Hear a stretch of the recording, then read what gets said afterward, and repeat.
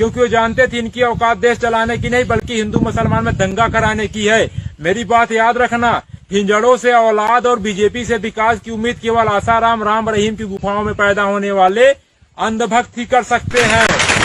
तबाह होकर भी तबाही नहीं दिखती है, अंधभक्ति है जनाब, इसकी दवाई नहीं बिकती। धर्म को धंधे में मिला दिया जाए तो बड़ा फायदा है। किसान 50 रुपए लीटर गाय का दूध नहीं बेच पाता, रामदेव 90 रुपए लीटर गाय का मूत्र बेच लेता है।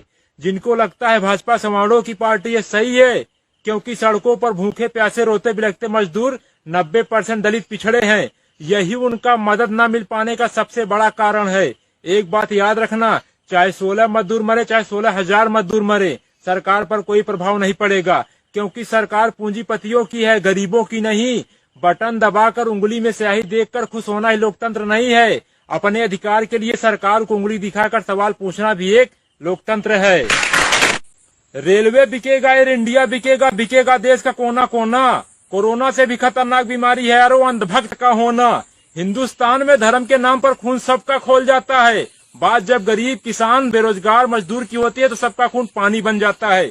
विदेशों से जो उड़कर आ रहे हैं उनके लिए स्वागत में पोस्टर बैनर लगाए जा रहे हैं, और जो साइकिल से पैदल चलकर आ रहे हैं उनके ऊपर डंडे बरसाए जा रहे हैं। गरीबों की दुर्दशा बता रही हिंदुस्तान में गरीब होना सबसे बड़ा पाप है। एक बात याद रखना, दुनिया का विनाश किस कारण से होगा हमें पता नहीं, मगर हिंदुस्तान के विनाश के कारण घटिया नेता और बिकाऊ पत्रकार होंगे। पति मर जाए लेकिन सौतन विधवा नहीं होनी चाहिए, वही हाल है अंधभक्तों का।